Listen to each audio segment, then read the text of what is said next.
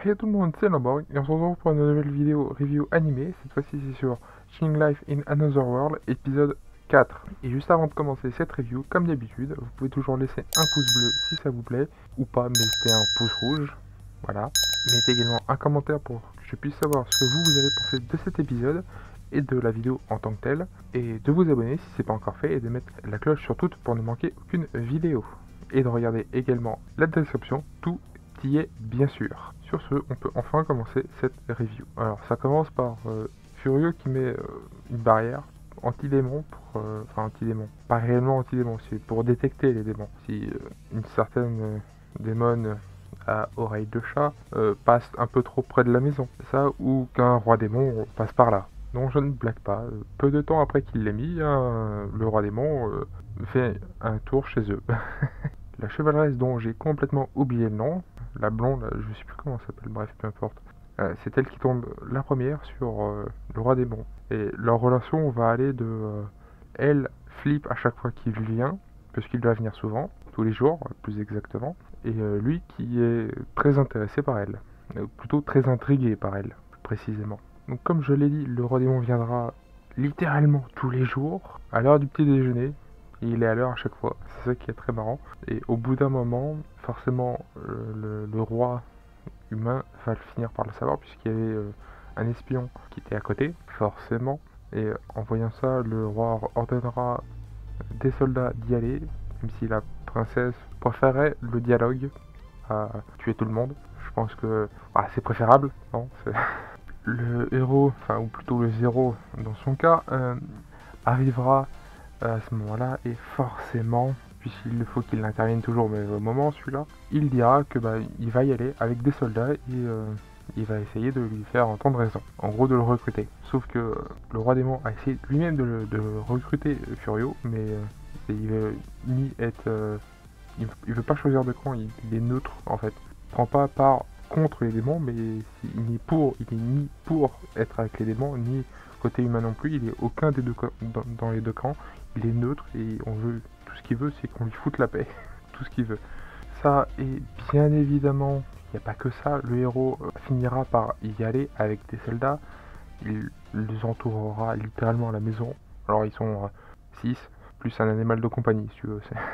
Envoyer autant de monde pour si peu de personnes, c'est un peu exagéré. Surtout que il a deux choix. Furio a deux choix, puisqu'il est reconnu comme étant un traître à la nation. Alors théoriquement, il fait pas partie de ce pays, enfin, même de ce monde tout court. Mais enfin bref, le héros est stupide. Faut pas chercher plus loin. Enfin bref, c'est un détail. Il lui dira que soit il se fait exécuter, soit il se met sous les ordres du héros et en gros lui le héros ou plutôt le zéro veut, veut faire en sorte que Furio aille se battre à sa place. Voilà. Il est très stupide, je vous l'ai dit, il est vraiment très con ce type, au secours. Et donc en voyant ça, Furio, puisqu'il n'a vraiment pas le choix, il va faire un truc que peu de monde va faire, il va se TP. Il va faire en sorte d'activer sa magie de téléportation et il va se barrer ailleurs. Loin, très loin du héros et encore plus du roi démon. Voilà, c'est ça. La chevaleresse, pour elle, c'est une bonne chose d'être loin du roi démon. Enfin, c'est un détail, mais c'est très marrant, cela dit. Et le roi démon arrivera peu de temps après cette scène-là et découvrira qu'il y a un gros vide à la place de la maison et des champs. Et il leur donnera à ses troupes d'attaquer le royaume en question. J'ai oublié le nom aussi du royaume. Bon, on peut pas dire qu'il m'intéresse beaucoup, hein, voilà. Forcément, ça aide pas. Et l'épisode, donc, du coup, se termine là-dessus. C'est une review qui sera très certainement très courte, mais peu importe, c'est un détail. Et j'ai hâte d'être à la semaine prochaine. Pourquoi? Pour une scène que j'attends depuis un petit moment pour cet animé. Donc, vous l'avez vu dans la preview du prochain épisode si vous l'avez regardé. J'ai hâte d'être à cette scène-là avec Lys. Voilà, je ne dirai pas plus, vous verrez bien par vous-même. Et j'en parlerai lors de la review de Remonster. Je ferai une petite aparté là-dessus au début. Voilà. Je préfère alterner parce que sinon ça va vraiment être chiant pour moi en fait. Juste, je préfère faire comme ça, au moins c'est plus clean. Voilà, bref. En attendant ceci, j'ai bien aimé l'épisode et toujours aussi léger, toujours aussi marrant, même si il y a certaines choses par rapport au personnage principal qui m'énervent un peu, hein, mais bref, c'est ça après c'est juste moi, mais sinon en globalité c'est toujours aussi drôle et léger. Donc moi ça me va, voilà. En attendant, comme je vous l'ai dit, c'est une fin d'épisode. La conclusion de ce dernier a été fait. Et du coup, tout ce que je peux vous dire, c'est vous pouvez toujours mettre un pouce bleu ou un pouce rouge, mettre un commentaire sur ce que vous avez pensé de l'épisode ou de la vidéo.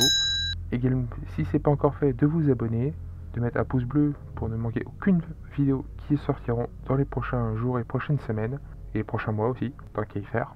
Et de regarder aussi la description, tout y est, bien évidemment. Sur ce, je vous dis à une prochaine vidéo. C'était Jean Borg. A plus tout le monde. Bye bye.